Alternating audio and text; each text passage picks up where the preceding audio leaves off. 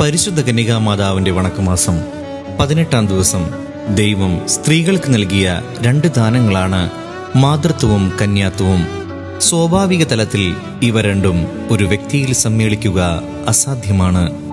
എന്നാൽ ലോകചരിത്രത്തിൽ ആദ്യത്തേതും അവസാനത്തേതുമായി പരിശുദ്ധ അമ്മ ആ നിയമത്തിന് മാറ്റം കുറിച്ചു. ദൈവശാസ്ത്രത്തിൽ കന്യകാത്വം ഒരു സുകൃതമാണ്.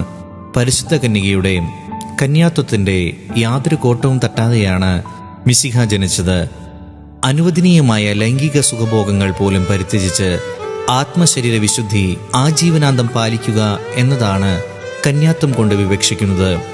പരിശുദ്ധ കന്യക മിശിഹായെ ഗർഭം ധരിക്കുന്നതിനു മുമ്പും പരിശുദ്ധാത്മാവിനാൽ ഈശോയെ ഗർഭം ധരിച്ചതിനു ശേഷവും അവിടുത്തെ കന്യാത്വത്തിന് യാതൊരു ഭംഗവും സംഭവിച്ചില്ല എന്നുള്ളത് അപ്പസ്തോലിക കാലം മുതലുള്ള വിശ്വാസമായിരുന്നു. കണ്ടാലും കന്യക ഗർഭം ധരിച്ചൊരു പുത്രനെ പ്രസവിക്കും, അവൻ ഇമ്മാനുവൽ എന്ന് വിളിക്കപ്പെടും എന്നുള്ള ഏശയ്യാ പ്രവാചകന്റെ പ്രവചനം ക്രിസ്തുവിന്റെ കന്യകയിൽ നിന്നുള്ള ജനനത്തെ എടുത്തു കാണിക്കുന്നു.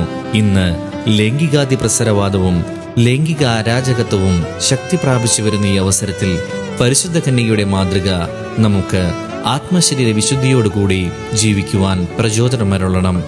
ഓരോ ജീവിതാന്തസ്സിലുള്ളവരും അവരവരുടെ ജീവിതാന്തസ്സിന് അനുസരണമായ വിശുദ്ധി പാലിക്കണം. പരിശുദ്ധ കന്യകയുടെ നേരെയുള്ള ഭക്തി ശുദ്ധതയുടെ ഏറ്റവും സുനിശ്ചിതമായ അടയാളമാണ്. ജപം. പരിശുദ്ധ കന്യകയെ, അങ്ങ് അവിടുത്തെ കന്യാവ്രതത്തെ ഏറ്റവും വിലമതിച്ചിരിക്കുന്നു. ദൈവമാതൃത്വം അങ്ങേക്ക് നൽകിയ അവസരത്തിൽ പോലും അവിടുന്ന് അതിനെ വളരെ സ്നേഹിച്ചിരുന്നു എന്ന് വ്യക്തമാക്കി ഞങ്ങൾ ആത്മശരീര വിശുദ്ധിയോടുകൂടി ജീവിക്കുവാനുള്ള അനുഗ്രഹം നൽകണമേ. ഇന്ന് അനേകർ ഞങ്ങളുടെ ആത്മനൈർമല്യത്തെ കളങ്കപ്പെടുത്തി ജീവിക്കുന്നു. അവർക്കെല്ലാവർക്കും മാനസാന്തരത്തിനുള്ള പ്രചോദനം ലഭിക്കട്ടെ. കന്യാംബികയെ, അങ്ങാണല്ലോ എല്ലാവർക്കും ഹൃദയശുദ്ധതയോടുള്ള സ്നേഹം നൽകുന്നത്. ഞങ്ങളും അതിനെ വിലമതിക്കുവാനുള്ള ജ്ഞാനം പ്രദാനം ചെയ്യണമേ. സുഹൃതജപം. കളങ്കരഹിതയായ കന്യകയെ, നിഷ്കളങ്കരായി ജീവിക്കുവാൻ ഞങ്ങളെ അനുഗ്രഹിക്കണമേ.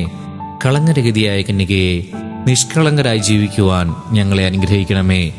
കളങ്കരഹിതയായ കന്യകയെ, നിഷ്കളങ്കരായി ജീവിക്കുവാൻ ഞങ്ങളെ അനുഗ്രഹിക്കണമേ.